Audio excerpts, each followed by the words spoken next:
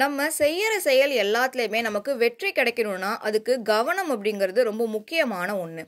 நான் எப்படி ரொம்ப கவனமா என்னோட செயல்களை செய்யறேன், என்னோட கவனத்தினால நான் எப்படி எப்பவுமே என்னோட படிப்புல டாப்பரா இருக்கேன், இதை பத்தி தான் இன்னைக்கு நம்ம பேச போறோம்.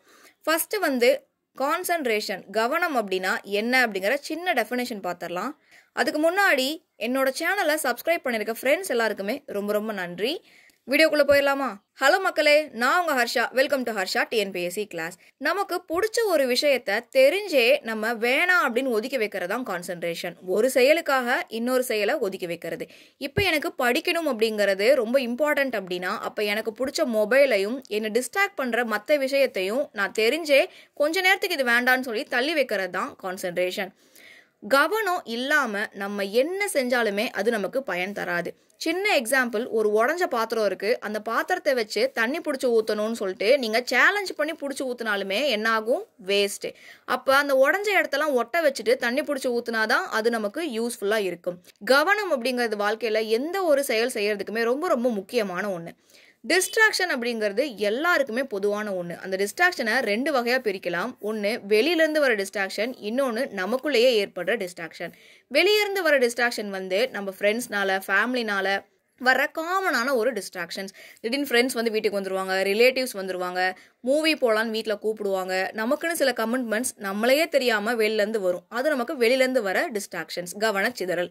நமக்கு உள்ளே ஏற்படுற கவனச்சிதறல் என்னன்னு பார்த்தோம்னா, படிச்சுட்டு இருப்போம், நல்லா சூப்பராக படிச்சுட்டு இருப்போம், திடீர்னு என்ன தோணும்? லைட்டாக பசிக்கிற மாதிரி இருக்கே, சரி அப்படியே ஒரு வாக் போயிட்டு வருவோம், டீ குடிச்சிட்டு வரலாமா, இந்த மாதிரிலாம் தாட்ஸ் வருது அப்படின்னா அது நமக்கு உள்ளே ஏற்படுற கவனச்சிதறல். இப்போ இது எல்லாமே பொதுவானது அப்படின்னு பார்த்தாச்சு. இந்த கவனச்சிதறல் ஏற்படாம தடுக்கிறதுக்கு இல்ல ஏற்படாம மாத்துறதுக்கு என்னெல்லாம் வழிகள் இருக்குன்னு என்னோட 7 டிப்ஸை ஒன்னொன்னா பார்த்துடலாம். ஃபர்ஸ்ட் டிப்ஸ் என்னன்னா, ரியலைஸ் அண்ட் சேஞ்ச். படிச்சுட்டு இருக்கோம், நமக்கு கவனம் சிதறுது அப்படிங்கிறது நம்ம தெரிஞ்சுக்கிட்டு அதை உடனே மாத்திரணும். நம்மளா இது சுயமா பண்றது. படிக்கும்போது நமக்கு கவனம் சிதறுனா நமக்கு கவனம் சிதறுது அப்படிங்கிறத நம்ம உடனே கண்டுபிடிச்சு மாற்றணும். ரெண்டாவது டிப்ஸ், சரியான இடத்தை தேர்ந்தெடுக்கணும். படிக்கிறது அப்படிங்கிறது நம்ம வாழ்க்கையை மேம்படுத்துறதுக்கு நம்ம எடுக்கிற ஒரு சிறந்த முயற்சி. அப்போ தினமும் நம்ம சரியான இடத்துல தான் உட்காந்து படிக்கணும். எந்த இடத்துல படித்தா நமக்கு கம்ஃபர்டபுளாக இருக்கும், நல்லா கவனத்தோட படிக்க முடியும் அப்படிங்கிற இடத்த நம்ம ஃபர்ஸ்ட் செலக்ட் பண்ணி படிக்கணும். அங்கே நமக்கு டிஸ்ட்ராக்ஷன்ஸ் இல்லாமல் இருக்கணும்.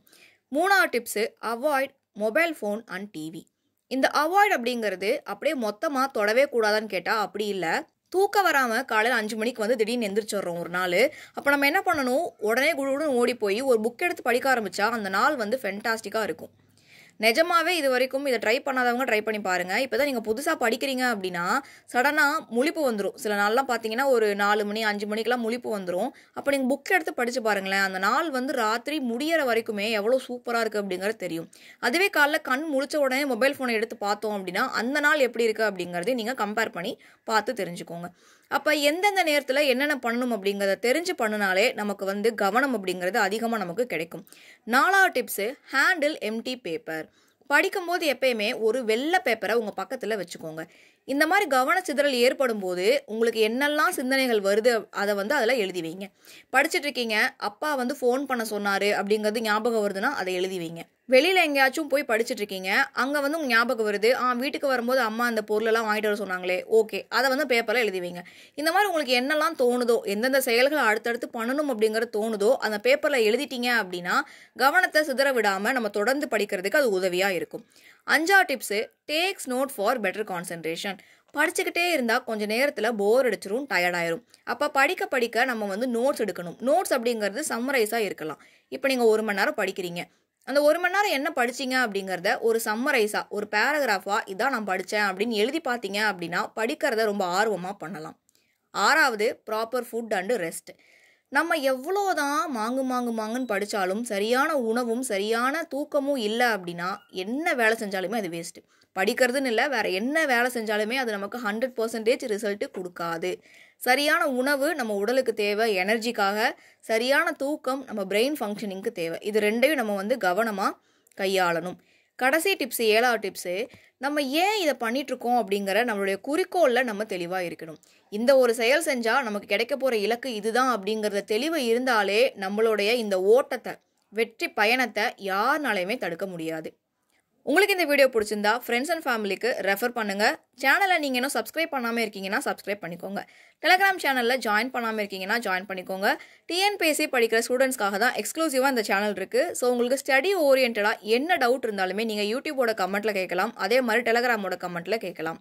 டிஸ்கிரிப்ஷன்ல டெலிகிராம் லிங்க் இருக்கு, கிளிக் பண்ணி பாருங்க. அதே மாதிரி பிளேலிஸ்டோட லிங்க் எல்லாமே ப்ரொவைட் பண்ணியிருக்கோம், செக் பண்ணி பாருங்க. இந்த வீடியோ ஃபுல்லா பார்த்ததுக்கு தேங்க்யூ.